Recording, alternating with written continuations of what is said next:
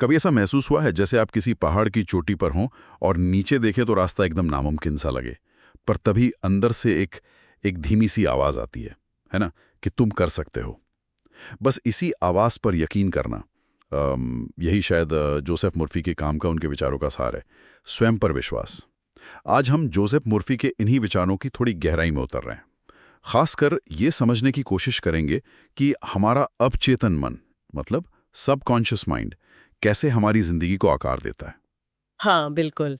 और मर्फी का जो मूल विचार है ना, वो बहुत सीधा है, लेकिन गहरा भी, कि हमारा अवचेतन मन जो है, वो तर्क नहीं करता।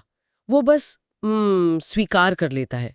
जिस भी बात पर हम लगातार पूरी शिद्दत से यकीन करते हैं, चाहे वो अच्छी हो या बुरी, वही हमारी हकीकत बनती जाती है।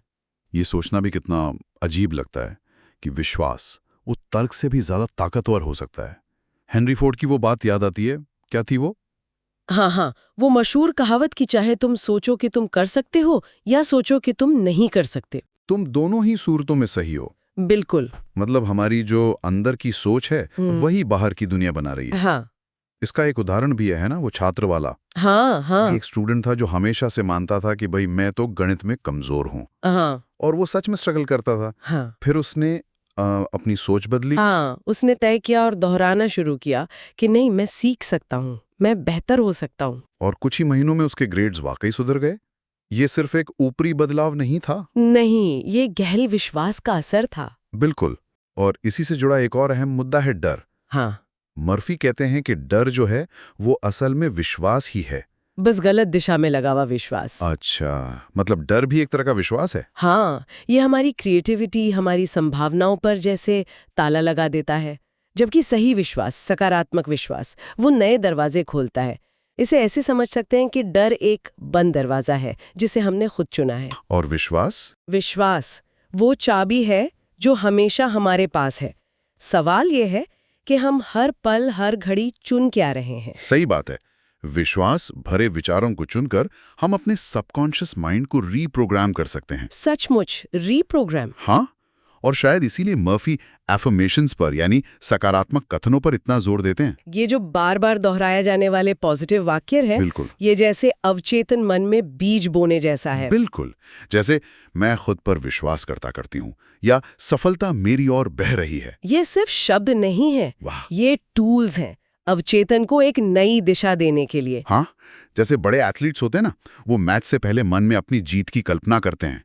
वो भी तो एफर्मेशंस ऑफ विजुअलाइजेशन का ही एक रूप है। बिल्कुल सही, विजुअलाइजेशन यानी कल्पना। हाँ, और यही कल्पना की शक्ति सामने आती है। मर्फी कहते हैं कि सिर्फ शब्दों को दोहराना काफी नहीं है, उसे महसूस करना, उसे सच होते हुए देखना, वो भी पूरी भावना और यकीन के साथ। अच्छा। जब कोई अपने मन में खुद को कामयाब होते हुए आत्मविश्वास से भरा हुआ देखता है ना, तो अवचेतन मन उस छवि को हकीकत बनाने के लिए काम करने लगता है। ये तो कमाल की बात है, जैसे अपनी मनचाही रियलिटी का ब्लूप्रिंट तैयार करना। हाँ, कुछ वैसा ही समझ लीजिए। तो इन सब बातों से रोजमर्रा की जिंदगी के लिए क्या टेक अवे, मतलब हम क्या कर सकते हैं? शायद यही कि रोज कुछ देर सकारात्मक बातें दोहराएं, सोने से पहले अपनी बेस्ट सेल्फ की कल्पना करें। हाँ, और जैसे ही डर या शक का कोई विचार मन में आए, उसे फौरन जानबूझकर विश्वास के विचार से बदल दें। और ये याद रखना जरूरी है कि विश्वास सिर्फ चाहना नहीं है। It's not just wishing. नहीं, बिल्कुल नहीं। ये अंदर से जानना है, एक तरह की निश्चितता, नोइंग। तो अंत में मर्फी का जो संदेश है वो यही है कि हमारी बाहरी दुनिया हमारे अंदर के विश्वास का ही आईना है, एक प्रतिबिंब। अगर जिंदगी बदलनी है तो कहानी अंदर बदलनी होगी।